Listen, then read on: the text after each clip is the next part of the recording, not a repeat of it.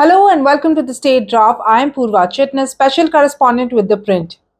Whenever we talk about Maharashtra politics, the discussion is not over without mentioning either the Shiv Sena or the NCP. Both of these regional parties have one common theme, that both of them are driven by family. Shiv Sena by the Thakres and NCP by the Pawars. One of these families dominated the political discourse last week in Maharashtra. It was the Pawars. The event was the launch of the second edition of Sharad Pawar's autobiography, in which workers, NCP leaders, media, everyone was present. And all of a sudden, Sharad Pawar announced that he will resign from the post of NCP chief. Ajit Pawar सुने आणि इतकी वर्ष संधी मिळाल्याच्या नंतर आणखी विमुक्ताच्या समाजाची भूमिका मी तरी कधी घेणार नाही आणि त्यामुळं तुम्हाला अस्वस्थता कदाचित वाटेल पण मी राष्ट्रवादी काँग्रेस पक्षाच्या अध्यक्षपदावर निवडणूक करायचा निर्णय आज घेतलेला आहे.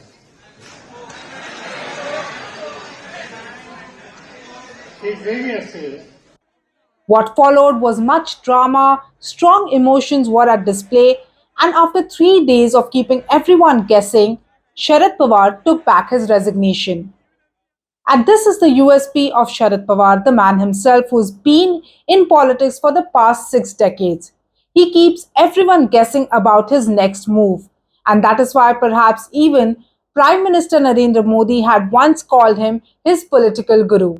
In fact, keeping people guessing is what Sharad Pawar is known for. In his autobiography, he himself writes, and I quote, in politics, one should be careful of not letting the competition know your future strategies. And I have that knack. When your side is weak, the competition should not know what you will do next and they remain confused. That is when you can be 4 steps ahead of them. In fact, Sharad Pawar's family is there in politics for a long, long time. His daughter Supriya Sule is a 3 time MP from Baramati. His nephew Ajit Pawar is also an MLA from Baramati. And now the latest entrant is his grandnephew Rohit Pawar, who's also a first-time MLA from Karjat Jamkhed. In the last 6 decades, Pawar has held many portfolios. He's been a chief minister of Maharashtra for 4 times, union minister 2 times, including the defense minister, and also the leader of opposition. Currently, he is a Rajya Sabha member. Sharad Pawar is not the first in his family to be associated with politics. In fact, his parents Govindrao Pawar and Shardabai Pawar were associated with the Peasants and Workers Party. They had 11 children, 7 sons and 4 daughters. Sharad Pawar was the 8th child.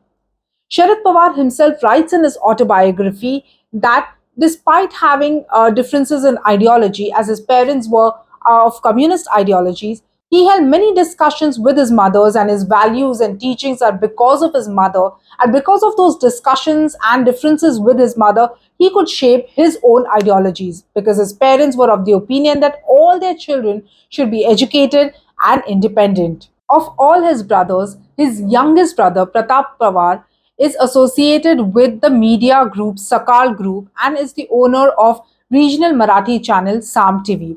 His one of the sisters, Saroj Patil, is only one with some association with public life as she was married to 4 time legislator of Peasants Workers Party Narayan Patil, and Saroj Patil is the only one who's had some association with the public life.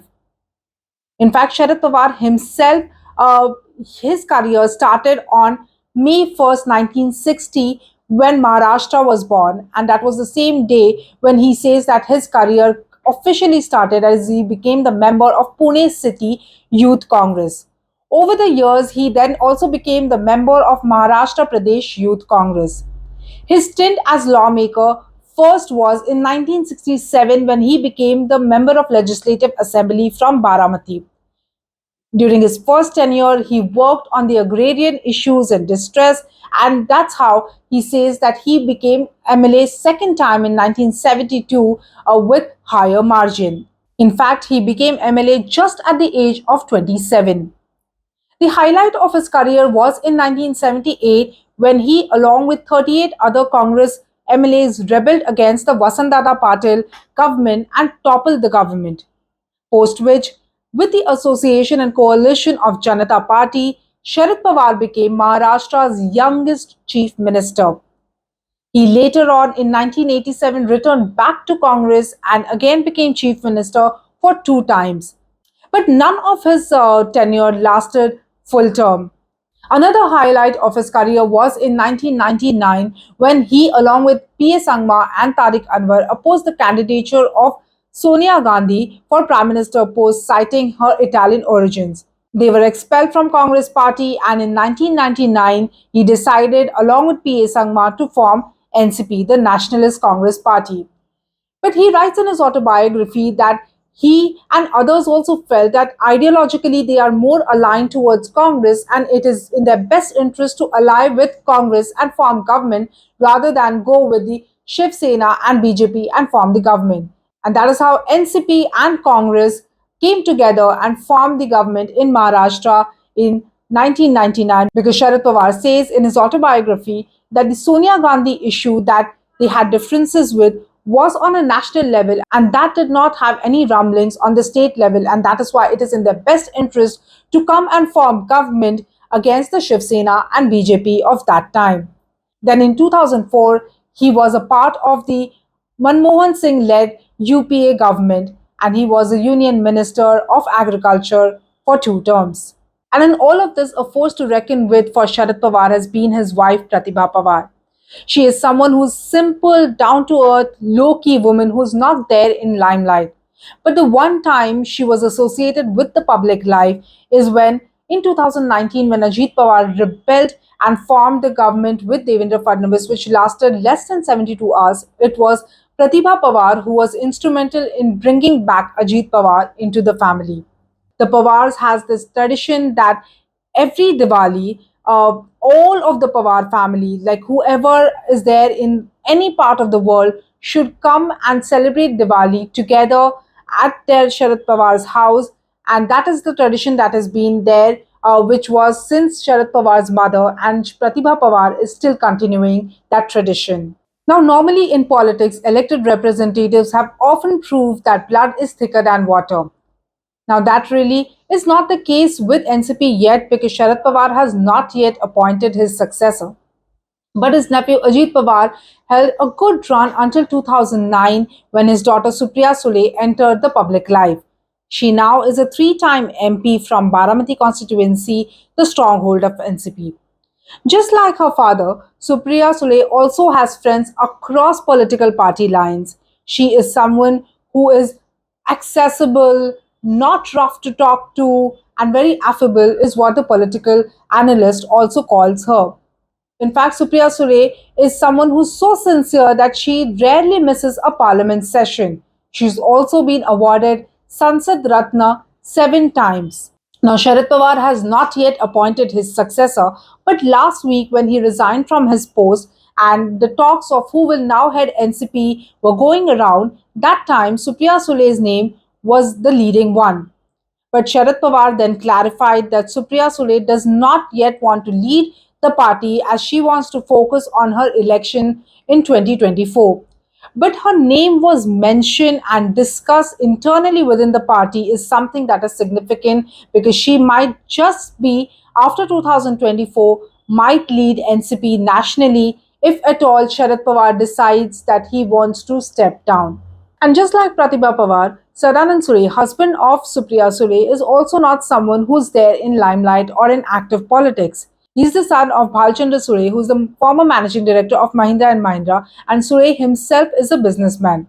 He has stayed away from politics. However, political analysts say that over the years, Sharad Pawar has started growing more trust in Sule, and Sule's advice is also taken seriously by Pawar. But Supriya Sule and Sadanand Sule's name have been dragged into controversies. First, in Lavasa controversy, Lavasa, which is the under construction city near Pune, which was visualized by Sharad Pawar himself. And that time, Supriya Sule and Sadanand Sule had held minority stakes in that city. But there were some financial irregularities in it, and the construction was halted. That's when Supriya and Sadanand Sule's name were dragged into that controversy, which she denied at that point of time.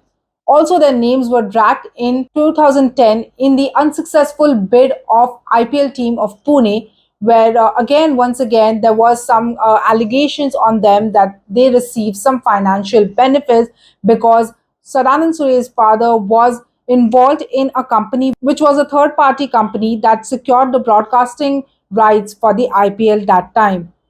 But once again, Supriya Sule denied all these allegations.